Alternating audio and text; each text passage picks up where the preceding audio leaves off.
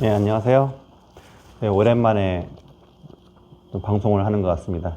그동안 좀 바쁘기도 했고, 녹화를 했는데, 마이크가 작동을 제가 조작을 잘못해가지고, 목소리가 안 나서 다시, 녹화를 하게 되었습니다. 오늘 읽을 곳이 이제 제3장, 불사의 문은 열렸다. 읽을 차례인 것 같은데, 62페이지 소 제목이 깨달음에 이르기까지입니다. 읽겠습니다. 붓다는 29세에 출가해서 6년 동안 고행에 전념했다. 고행의 원어는 타파스인데 열을 의미한다. 옛날 인도 수행자는 고행이나 기묘한 수행을 통해서 초월적인 정신력을 체득하려고 했다. 붓다의 전기를 읽어보면 붓다도 예외 없이 여러 가지 고행을 실행했는데 주로 단식행을 닦았던 것으로 보인다. 또한 나는 하루에 한 끼 식사를 했으며 혹은 이틀에 한 끼 식사를 했고 7일에 한 끼 식사를 했다.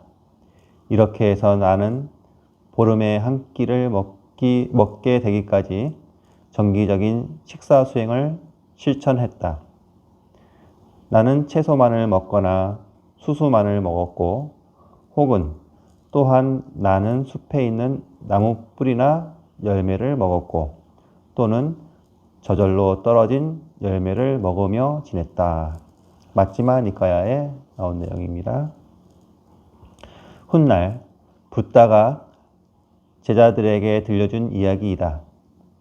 붓다 일대기는 붓다가 결코 강인한 체력의 소유자가 아니라 오히려 유연하고 기품 있고 연약했다고 전하고 있다.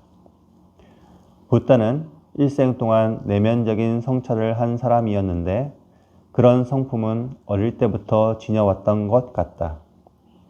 인생을 긍정적으로 보고 무슨 일이든 적극적으로 나서서 즐기는 사람들과는 정반대 유형이었다.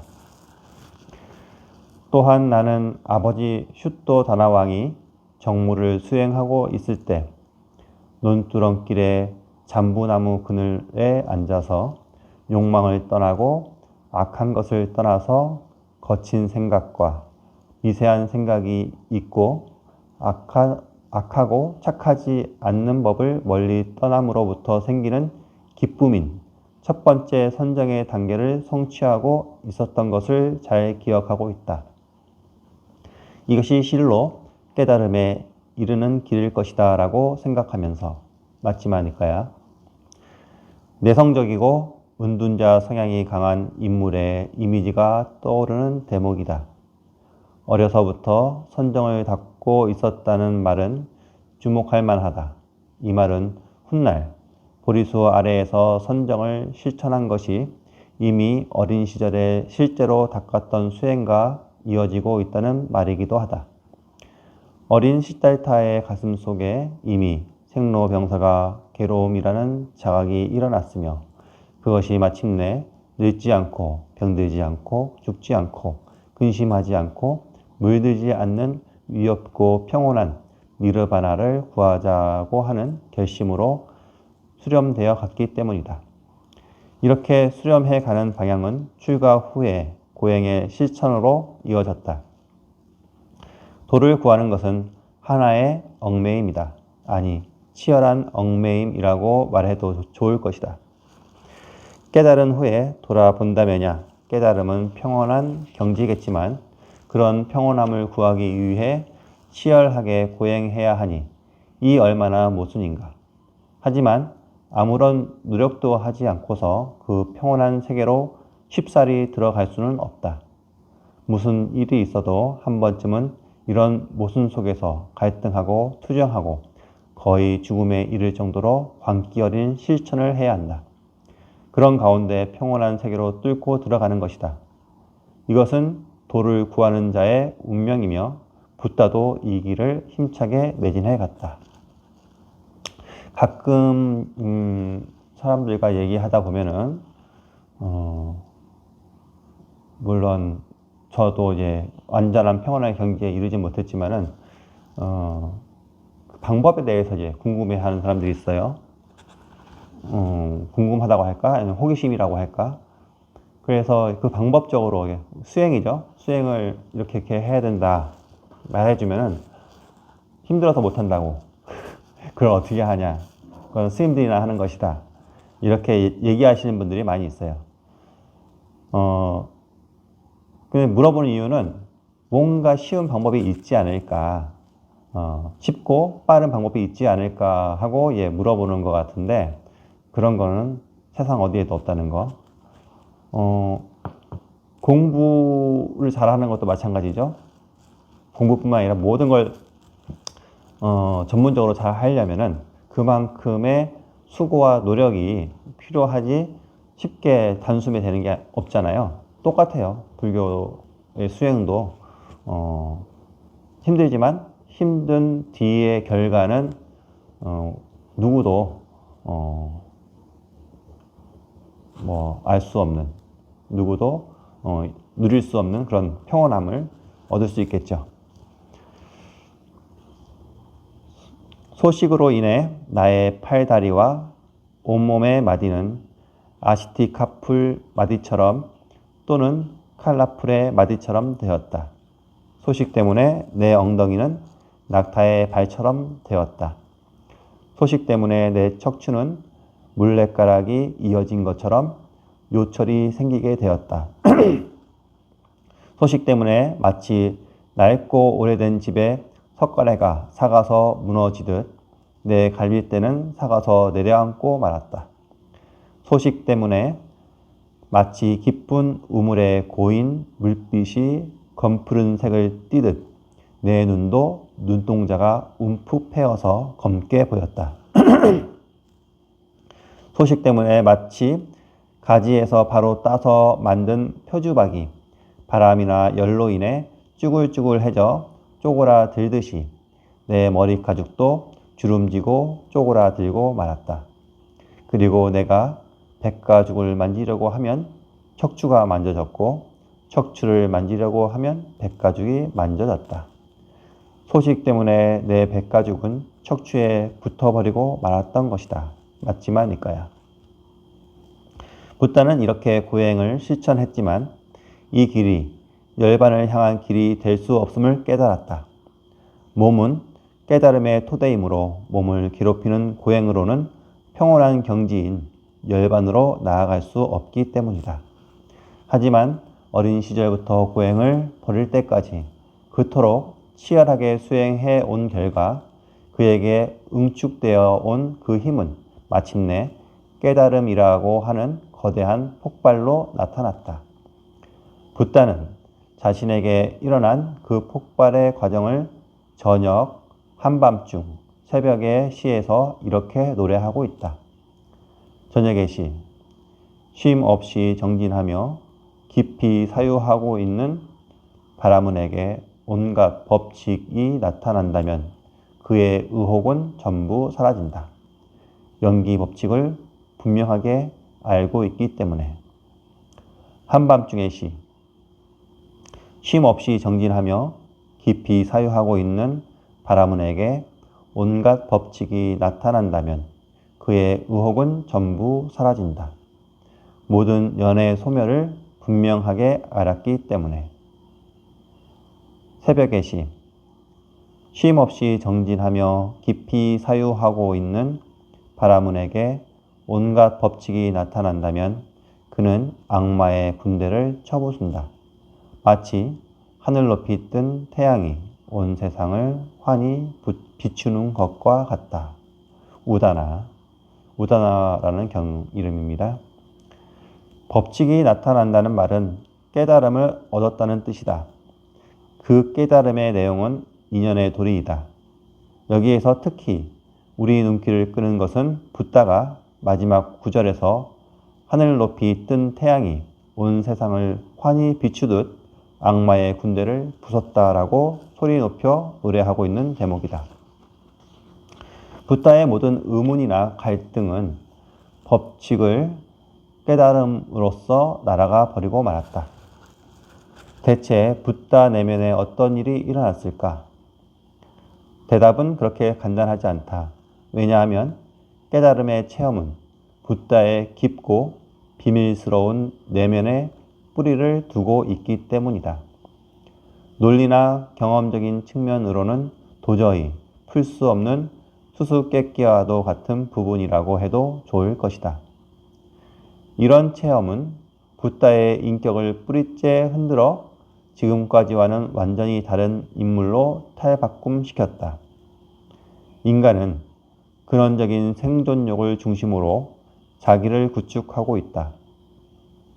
그리고 이런 생존욕에서 일어난 온갖 욕구와 바람에 의해서 자기 중심의 세계를 구축하고 있다. 우리 같은 보통 사람은 자기 형편에 맞추어서 세계를 이리저리 나누거나 벽돌을 쌓아서 집을 짓듯이 나름대로의 세상 보는 시각을 구축하고 있다. 이런 시각이 편협하고 이기적이면 이기적일수록 싸움이 일어난다. 범죄가 발생하고 인종차별, 부당한 수탈, 전쟁까지 일어난다. 이것이 우리의 현실이라고 말해도 좋다. 따라서 현실이란 개인의 욕망이 만들어낸 허구에 지나지 않는다. 우리는 결코 있는 그대로의 세계를 보고 있지 않다. 붓다가 이 같은 이기적 존재였다고는 볼 수 없지만 붓다도 인간인 이상 늙음과 병듦, 죽음의 고뇌를 안고 있었다. 이런 고뇌는 생존욕에 깊이 뿌리를 두고 있다. 그리고 깨달음의 순간 붓다 내부에서는 이 생존욕의 중심이 완전히 부서지는 사건이 일어난 것이다. 자기 중심을 쳐부순다면 지금까지 고뇌하고 있던 자기는 소멸한다. 자기가 소멸하면 허구로 이루어진 세계는 괴멸해 버릴 것이다. 그러면 오직 있는 그대로의 세계만이 분명하게 드러나게 된다. 하늘 높이 뜬 태양이 온 세상을 환히 비추듯 악마의 군대를 쳐부순 소식이다.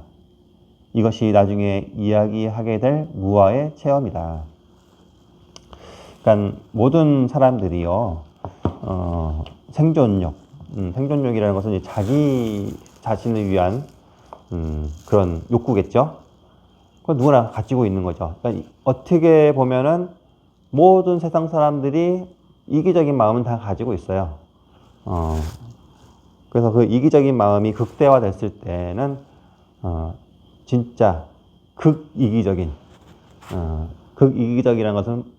이기적이라는 것은 뭐냐면은 나만 잘 되면 돼. 나만 아니면 돼. 이런 논리겠죠. 그래서 나의 이익이라면은 남의 뭐 상처나 손해 이런 것은 신경 안 쓰고 나의 이익만 추구하고 수단과 방법을 가리지 않는 것이 극단적인 이기적인 마음이겠죠. 이기적인 마음은 당연한 어떻게 보면 본능인 것인데 부처님처럼 이렇게 깨달음에 눈을 뜬 사람이라면은 그 이기적인 것이 이제 허구라는 것을 알게 되는 거예요. 우리가 지금 바라보는 세상은 내가 만들어낸 허구적인 세상인 거죠. 내 주관적으로 보잖아요. 그래서 있는 그대로 못 보는 거죠. 나에게는 좋은 것이 남에게는 안 좋은 것일 수 있고, 나에게는 안 좋은 것이 남에게도 좋을 수 있잖아요. 그래서 있는 그대로 보면은 좋지도 나쁘지도 않은 것인데 이기적인 것을 떠난 십자에서 보면은 있는 그대로 보면은 근데 우리가 있는 그대로 보지 못하기 때문에 나누는 거죠. 나와 남을 나눠서 이것이 나에게 도움이 되는 것인가 아닌가. 그래서 나에게 도움이 되지 않으면 그것을 거부하고 나에게 이익되는 부분을 추구하는 것이 어떻게 보면은 인간적인 본능이지만은 이 진리를 바라보는 입장에서는 허구 속에서 잘못 살고 있는 거죠. 왜냐하면은 불교에서는 이제 모두가 영기로 이루어진 세상이잖아요. 그래서 내가 소중하지만 내가 존재하기 위해서는 나 이외의 모든 것이 필요로 하거든요. 그래서 내가 존재할 수 있는 것인데, 그러면은 나만 잘 되고 남이 잘 못 되는 방향으로 간다면은 남이 다 필요 없는 존재가 되는 거죠. 그래서 만약에 남이 다 사라졌어요. 그러면 나 또한 존재할 수 없다는 거죠. 그래서 나도 좋으면서 남도 같이 좋은 길을 가는 것이 그나마 좀 지혜로운 생각으로 산다라고 얘기할 수 있고요. 우리나라 사람들에게 이런 말이 있잖아요. 옛날에 선거할 때 하는 말이. 우리가 남이가. 그러니까 남이 아니에요. 우리가 남이 아닌데 그것이 정치적으로만 이용할 때 쓰니까 문제지. 따지고 보면은 모든 존재가 나 아닌 게 없는 거죠. 그것이 연기법의 한 내용이고, 진짜 나와 남이 둘이 아닌 것을 제대로 이해하고 바라볼 수 있는 힘이 있다면은 세상을 있는 그대로 좀 볼 수 있지 않을까, 그런 생각을 해봅니다. 다음 또 읽어보겠습니다. 소 제목이 연기를 관찰하다. 연기법 할 때 연기. 붓다도 처음에는 이런 폭발의 순간에 무슨 일이 일어났는지 일순간 알지 못했던 것 같다. 그런데 물끄러미 그 체험을 반추하고 있는 동안에 모든 이치가 분명해졌다. 그 과정을 우다나에서 찾아보자. 어느 때 세조는 우르벨라 마을 네란자라 강가 보리수 아래에 머무셨다. 깨달음을 여신 지 며칠 지나지 않았을 때의 일이다. 그때 세조는 7일 동안 두 발을 맺은 채 해탈의 즐거움을 누리면서 앉아 계셨다. 그 7일이 지나고서 명상에서 일어나 그날 밤의 첫 시간에 연기 법칙을 차례대로 순서에 따라서 깊이 사유하셨다. 이것이 있을 때 이것이 있다. 이것이 생겨날 때 이것이 생겨난다. 즉, 무명에 의해서 결합작용이 있고, 결합작용에 의해서 식별작용이 있고, 식별작용에 의해서 이름과 모양이 있고, 이름과 모양에 의해서 6가지 감각기관이 있고, 6가지 감각기관에 의해서 부딪힘이 있고, 부딪힘에 의해서 느낌이 있고, 느낌에 의해서 애욕이 있고, 애욕에 의해서 집착이 있고, 집착에 의해서 존재가 있고, 존재에 의해서 태어남이 있고, 태어남에 의해서 늙음과 죽음, 근심, 슬픔, 괴로움, 번민, 번뇌가 생긴다. 이렇게 하여 괴로움의 덩어리가 전부 일어난다. 우다나. 다시 말해서 깨달음의 체험을 반추하는 붓다 마음속에 연기 이치가 명확하게 자리 잡게 된 것이다. 이것이 바로 12연기, 이치이다. 한역 경전에는 12연기를 무명, 행, 식, 명색, 육입, 촉, 수, 애, 취, 유, 생, 노사로 설명한다. 12연기는 붓다가 막 깨달음을 이룬 초기 단계부터 이처럼 완벽하게 정리되었다고는 단언할 수 없다. 깨달은 직후에는 좀 더 간단했을 것이다. 붓다가 명상해서 인간 존재의 기본을 통찰한 방법은 생존욕을 중심으로 한 허망한 애욕, 그것에 의해서 집착이 일어나고 집착에 의해서 태어남이 있으며 태어남에 의해서 늙고 죽음이 있다고 하는 단순한 것이었으리라. 이렇게 애욕, 집착, 태어남, 늙고 죽음의 방식은 훗날 붓다의 설법의 기본이 되었다. 우다나는 여기서 한 걸음 더 나아가 연기법의 역순으로 명상했다는 것을 다음과 같이 전하고 있다. 즉, 이것이 없을 때 이것이 없고 이것이 소멸하면 이것이 소멸한다. 무명이 사라지면 행이 사라진다. 행위 사라지면 식표의 작용이 사라진다. 식표의 작용이 사라지면 이름과 모양이 사라진다. 이름과 모양이 사라지면 6가지 감각기관이 사라진다. 6가지 감각기관이 사라지면 부딪힘이 사라진다. 부딪힘이 사라지면 느낌이 사라진다. 느낌이 사라지면 끝없는 애욕이 사라진다. 끝없는 애욕이 사라지면 집착이 사라진다. 집착이 사라지면 존재가 사라진다. 존재가 사라지면 태어남이 사라진다. 태어남이 사라지면 늙고 죽음, 근심, 슬픔, 괴로움, 번민, 번뇌가 사라진다. 이렇게 해서 괴로움의 덩어리가 전부 사라진다라고 우다나. 간단하게 말해서 끝없는 애욕이 없으면 집착이 사라지고, 집착이 사라지면 태어남이 사라지고, 태어남이 사라지면 늙고 죽음이 사라진다고 이해하면 좀 쉬울 것이다. 그런데 좀 궁금한 것이 있다. 끝없는 애욕이 없으면 집착은 당연히 사라지겠지만 집착이 없어지면 왜 태어남까지도 없어지는 것일까? 집착의 유무에 관계없이 인간은 태어나지 않는가?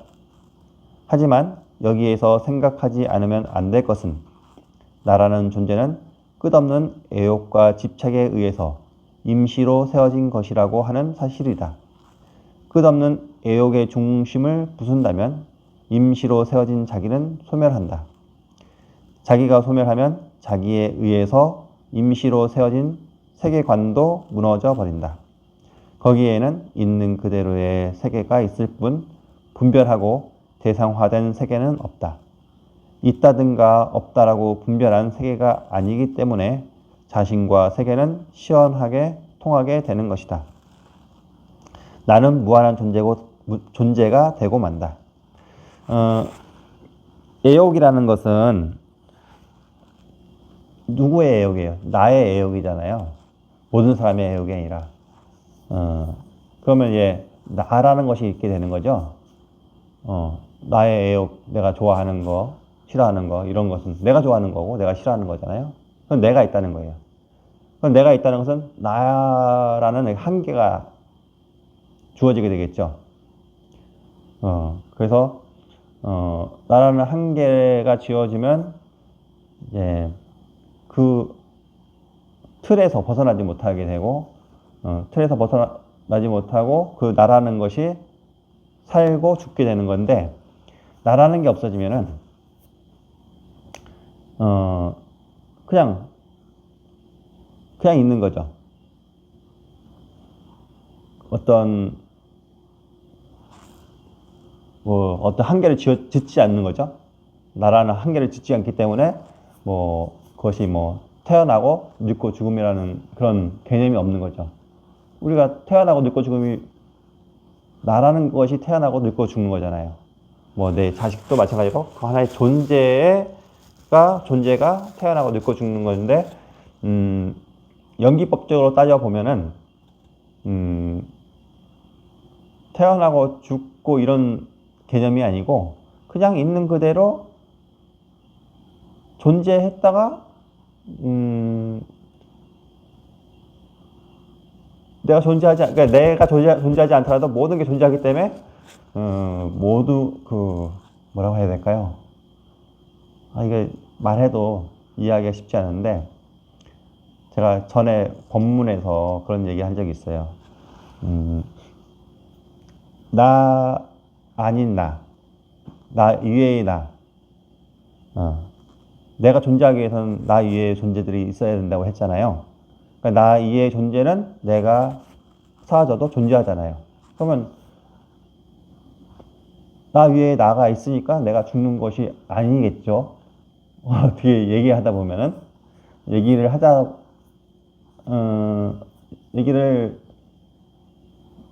따지고 보면 그렇게 되는데, 이거는 이제 일반적인 개념에서 이해가 안 될 것 같아요. 근데 내가 죽는다고 하는 것 때문에 사람들이 두려워하고 죽기 싫어하는 건데, 몸 하나만 바라봤을 땐 그러지만은 내 몸 이외에 나가 있잖아요. 그 모든 존재들이 있기 때문에 내가 존재하는 거니까. 그래서 나 아닌 존재들이 계속 존재하죠. 그렇기 때문에 나는 영원히 존재한다라고도 이야기할 수 있을 것 같은데, 이거는 아마 생각하시면 머리 아프실 것 같아요. 어쨌든 간 이걸 깨달아야 제대로 이해할 수 있기 때문에 제가 좀 설명을 드리기가 쉽지 않네요. 여기서 보면은 나는 무한한 존재가 되고 만다. 무한한 존재니까 이건 생사가 없는 거죠. 생사가 없는 거예요. 우리가 생사가 있다는 것은 이제 한계 짓는 그런 개념 때문에 생사가 있는 건데, 어떤 이 법칙, 깨달음을 알게 되면은, 깨달음을 얻게 되면은 그것이 없다는 것을 이해할 수 있겠죠. 훗날 대승불교에서는 자타불이, 나와 남은 나눌 수 없다라고 말하고 있다. 그러한 있는 그대로의 세계에서는 자기는 한정되지 않은 존재 그 자체이기 때문에 당연히 태어남도 없다. 태어남이 없기 때문에 늙고 죽음도 없는 것이다. 이것이 부다가 깨달은 불사의 법칙이다. 훗날 이것을 불생이라고 부르게 되었다. 예, 아마 이해가 확실히 되지는 않았으리라 생각되는데, 좀 꺼져가지고 다시 켜고 녹화합니다.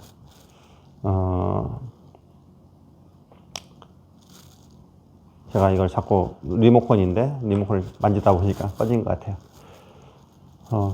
우리가 이게 마지막으로 얘기 드리고 싶은 거는 좀 더 이게 사유를 해야 돼요. 지금 우리는 이제 중생심으로 살고 있기 때문에 한정지어요. 나의 능력은 여기까지. 그리고 뭔가 깨달음은 좀 더 먼 세계에 있는 것 같지만 그렇지 않아요. 지금 이 세계가 깨달음의 세계고, 우리가 그 어떤 기존에 갖고 있는 개념만 깨버리면은 꿈에서 깨는 것처럼 바로 이 자리가 깨달음의 세계인 거죠. 그래서 이 개념에서 딱 벗어나 버리면은 우리는 지금 개념을 다 개념을 만들어서 그 개념에 의해서 살고 있거든요. 근데 그 개념이라는 것은 나의 주관적인 개념이기 때문에 허구예요. 그게 영원한 개념이 아니라 그때 인연에 따라서 생긴, 그리고 내 주관적인 개념이기 때문에 진실이 아니에요. 깨닫고 나면은 그 개념이라는 것이 없어지는 거죠. 개념이라는 것이 없어지기 때문에 한정 짓지 않고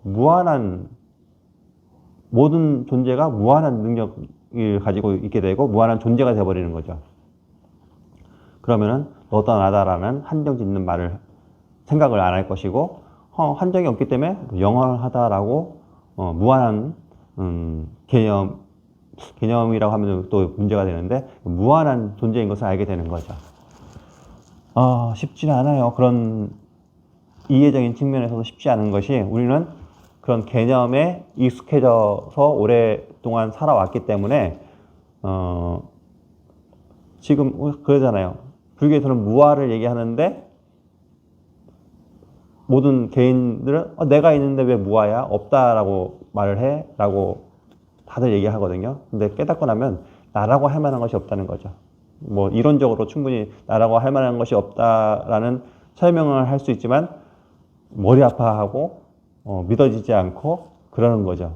그래서 아마 부처님이 깨닫고 나서 이게 포교를 처음에 포기하셨던 것이, 이걸 누가 믿을까?